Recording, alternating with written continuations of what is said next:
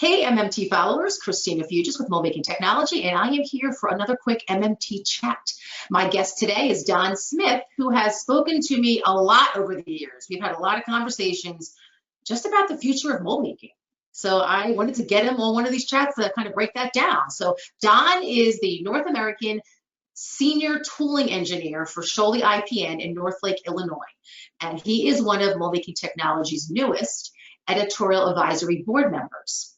And I introduced him back in May. If you're interested, you can go to MoldMakingTechnology.com and look at the May issue, and you can find out a little bit more about Don. For those of you who are not familiar with our EAB, or who might be interested in serving on the advisory board, in a nutshell, the EAB is a 12-person panel of experts in the industry that help to guide the direction of the brand's content, strictly because they're in the field. They have boots on the ground. So we appreciate their insights in terms of trends and technology. So feel free to reach out to me if anybody out there is interested.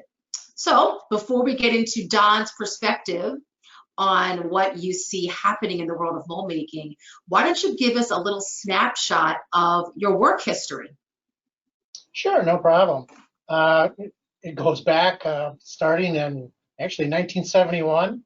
As a senior in high school, back in the days where they did have good old machine shops in class, and pretty much fell in love with it right from the beginning.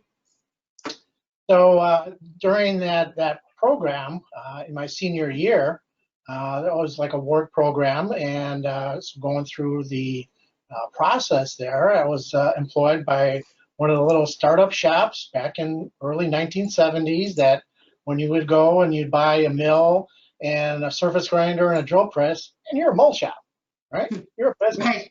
So they were looking for an apprentice, and I never forget, it was my father introduced me to these two gentlemen that worked at a company called Richard Schultz Company, where I later went to later on in my career. They were starting their business, and my father told me, he goes, see what it's like. You like the machine shop. You know, he talked to these guys and said that, you know, I liked it when I was in high school. And so basically he said, if nothing else, try it for 3 weeks. See what happens and go from there. Well, 49 years later, I'm still giving it a try out. And I love every minute of it to this day. And so, I think it just comes out of you. I love that. It's evident talking to you. Yeah. And, you know, my original intent when I was a senior in high school was to go to Purdue. I wanted to become an industrial arts teacher. And so I was working, you know, part-time. And after I graduated high school and prepping and everything else, again, it was a different time back then. It was Vietnam, the draft, and everything else. And, you know, these guys did prepare me and say that, you know, this was a critical industry that, you know, if you get involved with this, you can get deferred and things like that. So, you know, kind of put the bug in my ear there and thinking about it. And, you know, and the reality was that, you know, that I loved doing what I was doing there, even at the small mold shop, and learning a whole bunch of cool stuff.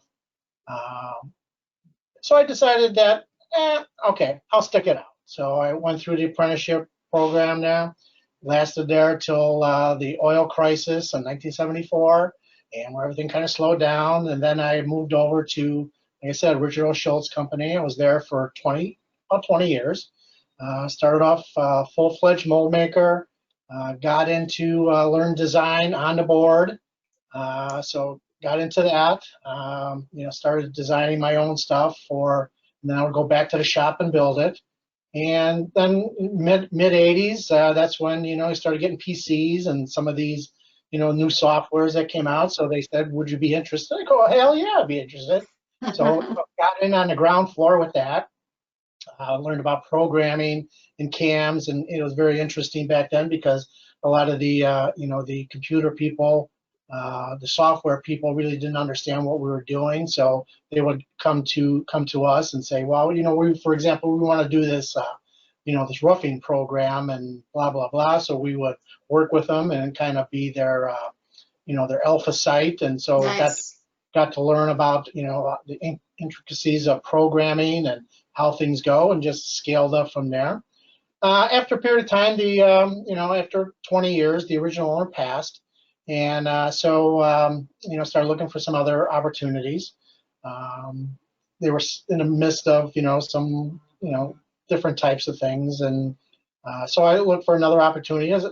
Went back to another small shop and became their engineering manager. And I was there for 14 years. Got to work. It was all during the, early 90s, 2000s up to 2005, where it was all high speed, where we were just taking it from a 2D system to a 3D environment. So took all my knowledge and my training and put that into that arena. To the point where in 2005, where the two brothers wanted to retire, they offered me, to acquire that business. So, that was one of my dreams there. Actually looked at it long and hard in 2005, and, it wasn't the fact that, couldn't get to work or couldn't do it. It was just a risk of all the people that I was working with at that time. Yeah. Friends and family that were there to say that, I don't want to put you guys at risk. So I declined that offer, and so they, everybody got out real nice. It was just a matter of they went to auction, but they got their money out of it, and it was a very amicable split. Okay. So that was all very good. So then I went to a place called Rexam, which was a big $2 billion experiment. Yeah. And worked my way up into global engineering manager for tooling. Worked with Len Graham and a lot of the good guys that were over at the old Courtesy at the time. Learned a lot about corporate, learned a lot about what to do and what not to do. And from that point, they were going through their divestiture. And then I had another opportunity from a good friend of mine, Rich Berman at Graphic Tool. And so he was in the process of selling his business to a private equity group. So I'm kind of combining some other questions for you. That's fine. And so he knew they were doing some work for me while I was at Rexam. And so Rich asked me if I'd be interested in taking over the operations at Graphic Tool with the private investors, being that I knew the corporate lingo and things of that nature in order to do that. In the meantime, like at Rexam, we went through extensive training, black belt, green belts, all lean methodologies. So got all of that good experience with that and how to implement business plans and so on and so forth. Went to Graphic, and we took that business over from his. Rich is, very successful at the time. I think he was like one of your honorees and Yes. back in the original lead time leader. He was. Yep. Yeah. So working with Rich, then we kind of got down to business there and started applying those lean business technologies or, methodologies rather, to a small business. And 4 years later, we were moving along strong and everything else as far as a business. We applied for the Lead Time Leader Award in 2017, Yep. and we actually won that. So it was a very, very good experience. That's what's behind you on the wall, right? That's what's behind me on the wall. Absolutely, very proud of that. But as private equity is private equity. They were anticipating something a little bit different, really didn't understand the business, even though I tried to explain to them along the way. And so they wanted to, again, divest from that. Not that it's a bad thing to have private equity come in. It's Right. just that, you need that commitment and you need that base in manufacturing. So they decided to let us go. And so after we won the award, which was really a good thing, and a not so good thing, and for that matter. I remember. Yeah, because they realized that it was as good as it's going to get. That we were recognized as the top shop in North America, and we're all very proud of it. And they basically said, kind of wasn't what we thought it was going to be. I mean, doing great and everything else, everything's good about all of that stuff, but we just don't want to partake in this business anymore. We got some other things we want to do. So basically, they sold us off. We all went our separate ways, and everybody landed, as far as people from Graphic, very successfully in other places all around Chicagoland. As a matter of fact, I still deal with, in my role here, with my old guys at Graphic. Oh, I trust nice. them implicitly. And so they're working together, along with a lot of the other tool shops in Chicago that I got to know, friends from different organizations and things of that nature. So then at that point, I came to Scholle. So got back into the corporate environment and using my engineering background as far as in business background, working with the different plants across North America. So what's great about this is same business like Scholle is doing right now. I mean, it's changing dramatically, the packaging business to the point where a lot of the things, instead of bottles and environmental things, Right. they're going more pouches, so single serve, Yeah. instead of big type things. But we service many different things around the world. Now we produce our own in our own plants. We really don't outsource a whole lot because of the critical nature of it. But we have global presence. We're in Europe, we're in India, we're in Australia, we're in China, we're in South America, and each one of them build the same product and they produce it for their local region. So in my role here, I'm becoming more of a global type thing, and what new technologies and things of that nature that we're trying to do. That's part of the reason why we talked about data. Yes, exactly. And yeah, and when I wrote the article for you guys there, and kind of saying what the next generation and using the data, Yep. and it fits right in exactly, because again, this business here, Scholle, has been around for 70 some years, right, in making these packaging. And now as the industry changes, and so we have a great history of 70 years of background of making injection molds and things of that nature. And so now we're in second and third generation tooling Nice. that we can take this data. So it becomes more of a science instead of an art. Exactly. All right, so let's stop there and back up a little bit, because I do want to dive into that a little bit more to explain to people what that means. But so let's go back to Graphic Tool, because I am currently working on a feature. I mean, the whole mergers and acquisitions world within manufacturing, and even specifically mold making, is not going away. I'm actually working on a story right now of one that has happened that's been very successful. But I can't not ask you, I mean, I was pretty close to you at that point when that all went down. But is there anything you can share? Like, what did you learn from that experience that you could talk about, whether it's to the firm or the people coming in and are acquiring a mold shop, or to the shop being acquired? Like, what should they know if you could go back and do it over again? Well, I would say that for the people that are acquiring, the sellers, and again, it's a combination that the seller and the buyer have to be on the same wavelength. Yes. To the point where that if a buyer is going to come in, the seller needs to understand and ask the question, do you really understand this business? Because it's not something where you have contracts. Normally, I haven't seen too many of them where basic tool shop, it's like an artist, right? You're commissioned to build a mold. That's a great way to put it. Yes. Yes. You're commissioned to build a mold. There's no contractual agreement that says you are going to build these tools for it. Maybe that's the thing in the future, but that's something that it has to be shared, that the people that are purchasing or acquiring that business have to understand that there's no contracts, and it's a personal relationship with whoever, generally the owner of that business that's running that business, maybe a GM or something that has the personal contacts, that there's no real commitment to say that that business will follow you as you acquire that business, because there's no contracts that goes along with it. It's basically a person-to-person relationship. Yeah, relationships, exactly.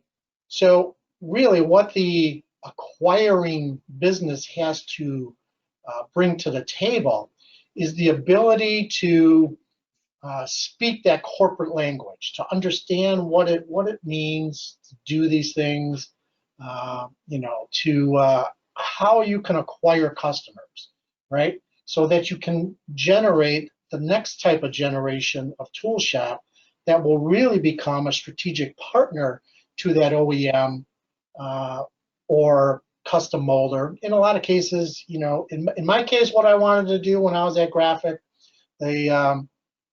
because of the world I came from Rexam, dealing with the OEMs, was because I learned how to speak that language, right? Right. Well, I would go into the OEMs directly and say, we would supply you this, or we will do you this, we will be able to do blah, blah, blah, blah, blah, right? So it came up with not just build your molds, but we will help you generate this where we become a strategic partner with you. Yes. That's the key for the next generation, is using that ability to speak the corporate language, to talk to supply chain, not just one person like in the old culture where you would talk to some tooling engineer, right? Yeah. But you get the total team package within the OEM structure, because right, you got engineering, you got supply chain, you got sales, you got product development, blah, you got all different sectors. So you have to know how to navigate. That's where the successful people, private equity, can bring to the table, because they kind of know how all that works. And so that's the business side of this craft, right? And so there's the business, there's the craft, there's the business side, what you're talking about, which leads nicely into the science side of it too. Right. So private equity, to that point, private equity is business. Yes. Craft is the mold shop owner. So how do you marry those two together? That's really the important thing for these mergers and acquisitions, is how do you marriage business and craft together to form a scalable business? Right? There you go. Yeah. A scalable business. That's really what private equity is going to be looking for. How can we scale this up? It's not that we want to keep it, or it's bad that it stays the way it is. But again, they're looking for investment purposes. How do we take this business? How are we going to scale it, right? Yeah. And, that's really the understanding that both sides have to have. Okay, that makes sense. If you can combine that and talk that same language, you will probably have a very successful merger or acquisition. Yeah, even powerful if you can do it right. I mean, yeah, that kind of a merger should be really a powerful entity to compete globally even. So I appreciate that. So the reality is, though, and this is, like I said in the very beginning when we started talking, back in the day, right, you bought a Bridgeport and you bought a surface grinder and maybe a drill press, and you're a mold shop. What is it going to take today in order to start a business, a mold? Exactly. Business? It's going to take millions of dollars. Yeah. It's going to take huge capital investment just to buy equipment, the computers. Plus, you have no skills. I mean, no skill set, right? Yeah. Corporation is going to look at you. Well, what do you got? Well, I got 2 men. Well, you're not going to fit. You're not going to fit the scenario here. So that capital investment, that's where in my opinion, you're never going to have, unless this person is very, very rich, an entrepreneur going in and starting up a tool shop, right? Just too capital intensive to do that. So the future of our business, in my mind, is the combination of private equity, because they have the money. And so I set out a good plan, right? Again, with lean, value stream mapping, everything that goes along with those types of things. How are we going to get from here to here? And that's really the goal. And you measure that success with your key performance indicators. So, all right, so that now you're going back to data. So, speaking of graphic tool, I mean, that's where I got to know you and your passion for the whole engineering side and data. I mean, that quoting software that you developed, I can clearly remember sitting there in front of you and you demoing all that. To me, that was the beginning of really understanding the shop as a business and everything you have to track to really understand what you're doing here, what you're providing. You have to have data. So I mean, where does that software stand now? Can you talk a little bit about that software, and then why you believe that data is so important to the future of mold manufacturing when it comes to automation in the tool and tooling 4.0 and engineering a mold, not just designing it. Talk about that a little bit. Well, I would say that the data that you generate from your business. I mean, tool shops generate data every day that they probably never even use. Right. Right. So a lot of things like, depending on your clientele, do you do a lot of high cavitation tools like we did at Graphic Tool? So what does that output say to us then? Okay, so that's our specialty. Again, we did SWOT analysis on all of these things and identified that as one of our strengths. So high cavitation. So what does that tell us? So the data that comes out of that says that, well, we need automated equipment. We don't necessarily need heads to do this, but we need to be in such a way that we can automate the process, right, in order to do this. So it make an educated decision. If I go to the bank, like I went to the bank at Graphic and said, okay, we need this new machine, or we need this new 5-axis, even though we had 5-axis, I want to build another one. And here's the data that supports that, because this is how many hours we can do this. This is how many hours we target as a key performance indicator for that machine to run unattended. So again, then going back down and understanding the data, how does that affect and this is just one case. Look at the finances. So how do I take that unattended data? How do I cost that, right? From a business point. So what I looked at, and again, we had our accountants look at all of this. I applied the burden from my P&L of the SG&A portion of my P&L. That was my burden for unattended. So my unattended machining was actually paying for my SG&A, right? Now that portion, because my full burden, let's say it was $60 an hour, right? Okay. So that portion of the SG&A, you break all of that down, that data, right, that you're generating every day. Yeah. You generate every day, and then it comes down to say, okay, well, that unattended or SG&A coverage per hour is $23, right? Okay. That's my unattended cost. So now, and I'm still making, that's my cost, right? But I can still charge whatever I want through that, right? If I'm charging with my normal margin, and then you look at it and you break down each job as a percentage, and I applied KPIs to that. Okay, so unattended machining, CNC machining will generate X amount of dollars at. I need so many hours in order to keep it running, so blah, blah, blah, all these things. This is all data that you can compile.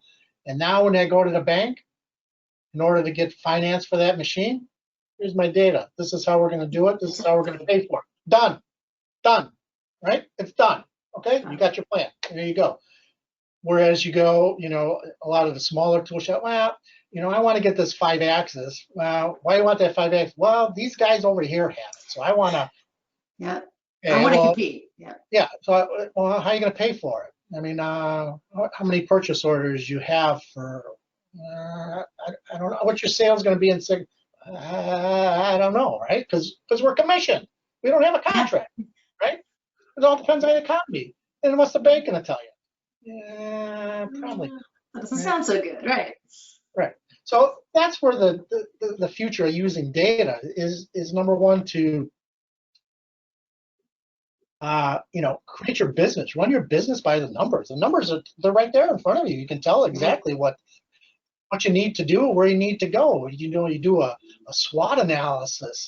And again, it doesn't have to be this big corporate thing. We can very easily simplify these things.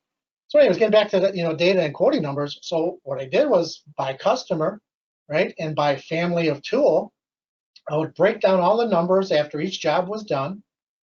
I would know exactly by component, and you saw it when you were there, what it would take in order to generate this, how many unattended hours were in this, right? And it gave me the numbers for my quoting template that when I see something that's very similar as this, it's maybe 10%, 20% more difficult than the one we have here where I have all of this data.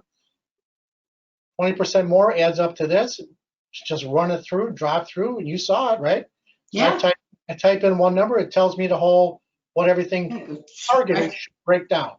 This is what it's going to cost you for materials. This is what's going to cost you for blah, blah, blah. And then it also, I tweaked it since, it would also give me a percentage of what my targeted time was for unattended machining, for 5-axis machining, for EDM, for making and manufacturing electrodes. These are the targets now that you can supply the people on the floor and challenge them, right? Okay, here's your number.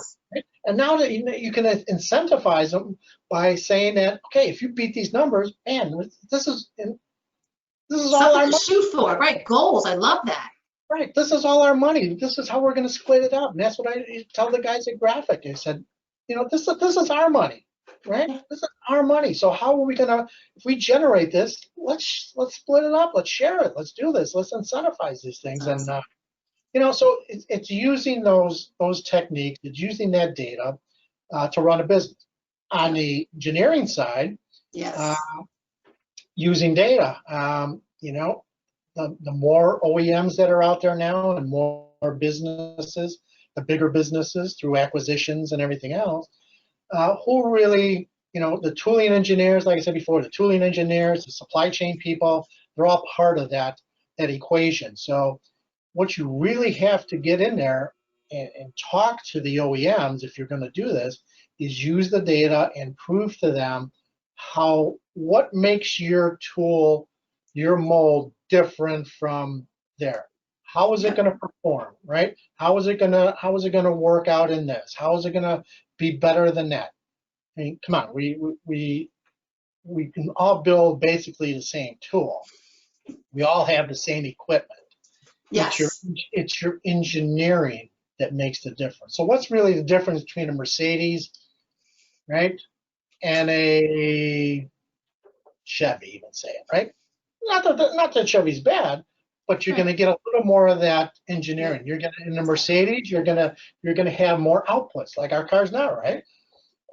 They can self-drive, but they also self-diagnose themselves. Yeah, exactly. That's the same thing that I believe what we need to move in the next generation of tool building with the higher level OEMs, and even OEMs like Scholle, right? We're looking at things that how we can use data, use science in order to make us better from where we were at before. So it's all about continuous improvement. And as soon as a tool shop can come in there and starts, again, this is the key point, speaking that language, how you communicate with supply chain, with tooling engineers, with OEM president, it doesn't make any difference. Yep. You're speaking their same language, and that's how you become that strategic partner that they look to call you in for a project. So you're not waiting for them to hand out a quote. They're coming to you and handing you, okay, I want you to work on this because yes, you solved my problem last time. Let's enhance this partnership, and then once that partnership is created, and you tell them, yeah, okay, we're going to have some open, okay, well, we got some, we don't want to lose that. We're going to start working with this, that, and that provides the opportunity. That's how OEMs and corporations work. So they don't want to lose that. They don't want to lose that strategic partnership. They want to create more and be able to help you expand. So yeah, and it's collaborative, and it's actually helping to grow their business too, to have that.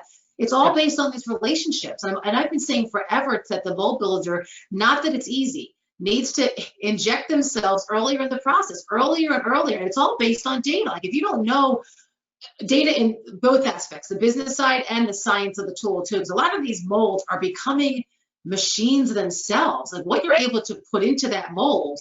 So, I mean, everybody benefits from that. So the mold builder has to look at themselves differently to be part of that and not just sit back and wait and be told what to do.